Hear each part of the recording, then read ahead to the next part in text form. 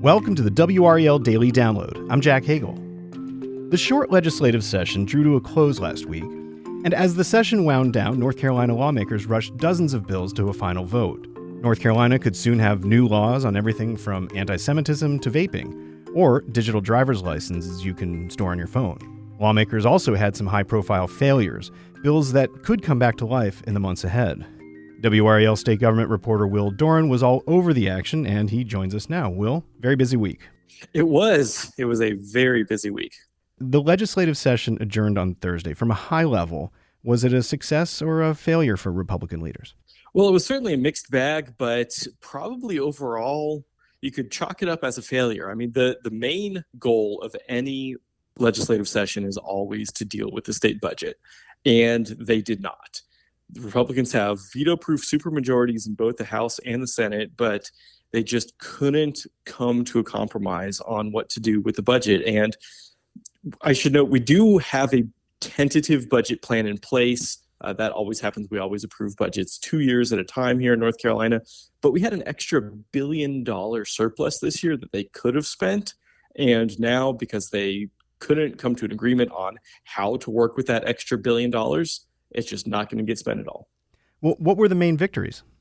So the main victories, I mean, we had a huge rush of bills that passed mostly Thursday. I think there were around 24 bills that the legislature passed Thursday, which for people who are not familiar with the process is a whole lot more than is normal. So, we saw, some conservative priorities making their way to Governor Cooper's desk to potentially become law. And we saw some things with big bipartisan, unanimous or near unanimous support passing. So there were a lot of smaller bills that definitely count as victories for the folks who were pushing those individual items. You mentioned a few of them at the top of the podcast. There are plenty more. And then we also had one constitutional amendment that Republican lawmakers wanted get put on the ballot this November for voters to make a final say on. They proposed a lot more of amendments. They couldn't get through the finish line on all of them, but they were able to get one, which is to basically reaffirm the state's laws that only citizens can vote in North Carolina elections. So they had 5 constitutional amendments, but only one of them made it through. How does that even happen when Republicans control such a large majority in both chambers? Well, that is a great question. So to put a constitutional amendment on the ballot, you have to do so by a supermajority level of support. And Republicans, like I said, have supermajorities in both the House and the Senate. But the key here is the math problem.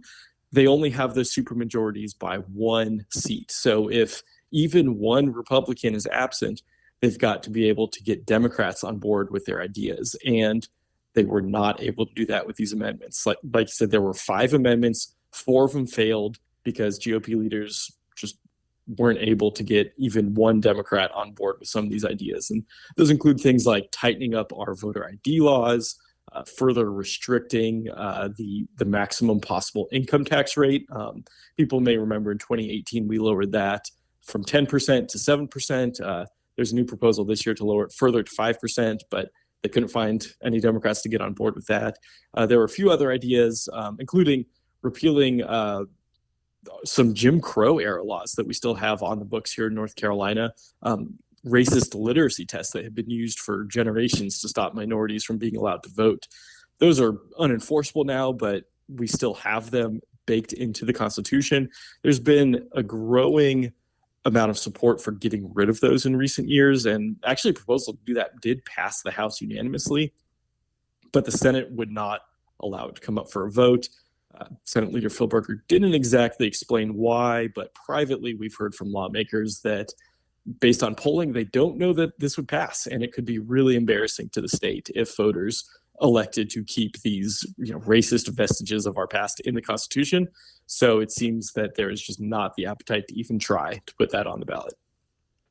Well, let's take a quick break. When we come back, we'll hear more about the legislative session that was. Stick around. Welcome back to the WRAL Daily Download. We're talking with WRAL state government reporter Will Doran about the recent session in the North Carolina General Assembly. Will, before the break, you mentioned the budget and their failure to come to terms on a spending plan. but they were able to come up with sort of stopgap measures. What were some of those? Yes, so we call these mini budgets. Essentially, it's not a full spending plan, but they take just a very targeted look at a couple of things.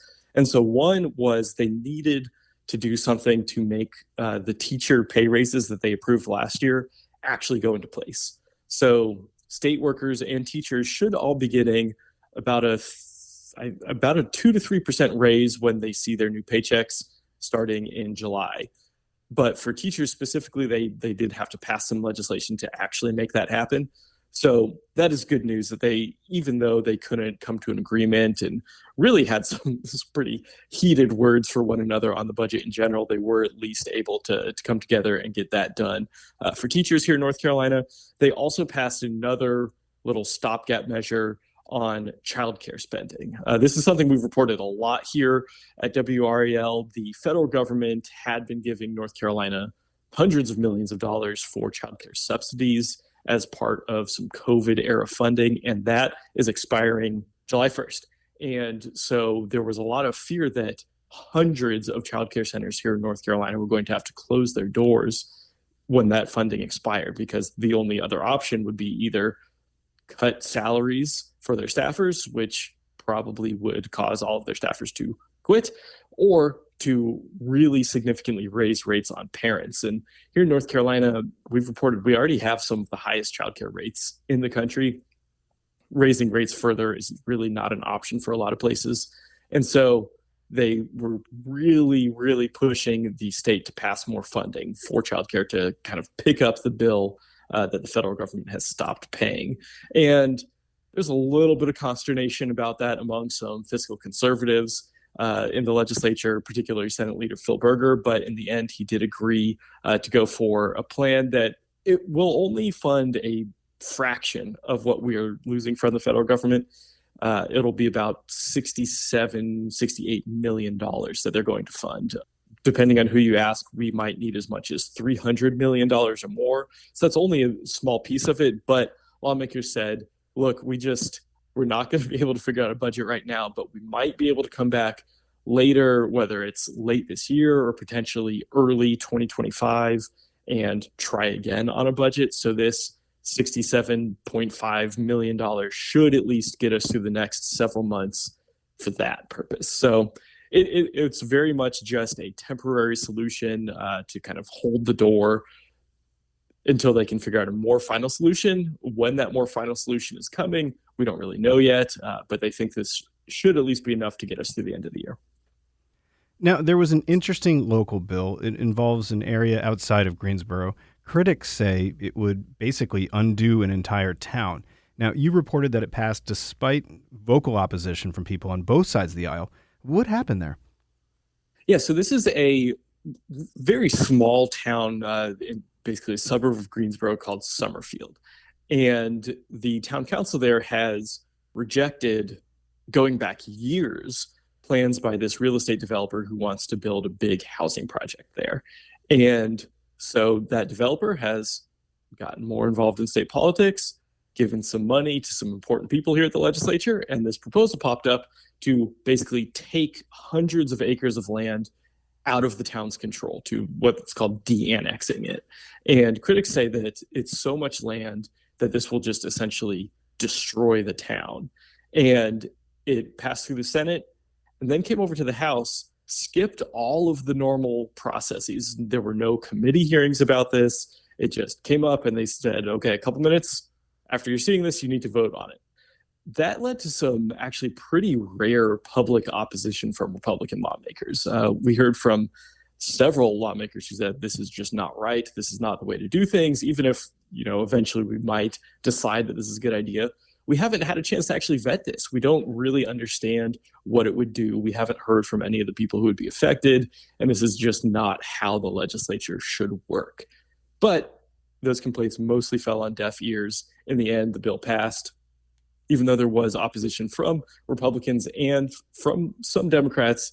It still passed with fairly broad margins. So that bill is moving forward. It was a local bill, so Governor Cooper will not be able to veto it. It should now be law. Now, you mentioned the bills that didn't make it across the finish line. We know that some of them were moving through the committee process. What happens to those bills now that the session is essentially adjourned?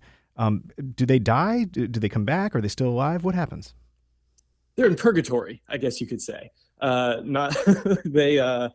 Some of them do appear to be more or less dead. For example, the proposal to legalize medical marijuana. It's been 3 years in a row now that the Senate has passed that with a broad bipartisan majority, and the House has just refused to even allow it for a vote.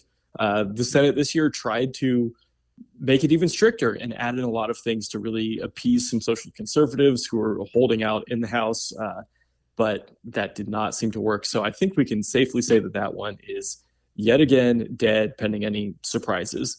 But there are some bills that could potentially still have life. So even though the legislature is done, they wrote into their internal rules that they'll come back once, maybe twice a month for the rest of the year. And that's mostly to give them the chance to override any new vetoes that Governor Cooper does. Like I said, they've passed dozens of bills in the last couple of days. And so we would expect that Governor Cooper is probably going to be vetoing at least a few of those. And so coming back once or twice a month will allow them the opportunity to override those vetoes.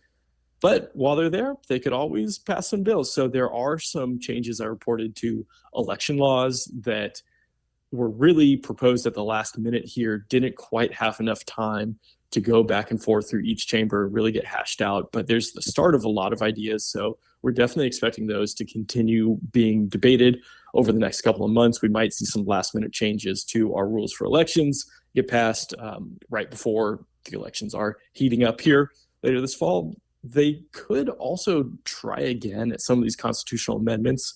Like I said, the Republicans do have the numbers to pass those amendments if all of their members show up. And so there's still 4 of them floating out there. Voting starts in September, so they really only have about a month or so to actually get that done. But if they do decide to come back one day in July and take an extra crack at those constitutional amendments, we could see some more action there. So, there are limited opportunities for things to pass. People who have a passion project at the legislature will certainly be lobbying hard behind the scenes to make sure that, on those 1 or 2 days that they're back in session, that their ideas get heard. But there's not going to be any more full legislative sessions until potentially after the elections in November. Well, we know that you'll be watching in the meantime. Thanks, Will. Thank you. That's WRAL state government reporter Will Doran. For his coverage of the legislative session, go to the NC Capitol section of WRAL.com. I'm Jack Hagel. Thanks for joining us, and thanks for listening to the WRAL Daily Download and for making us part of your morning routine. Another great way to get WRAL news is the Morning Briefing newsletter. It's a daily email with Triangle news, events, and headlines to help you get ready for the day. Sign up at WRAL.com/newsletter.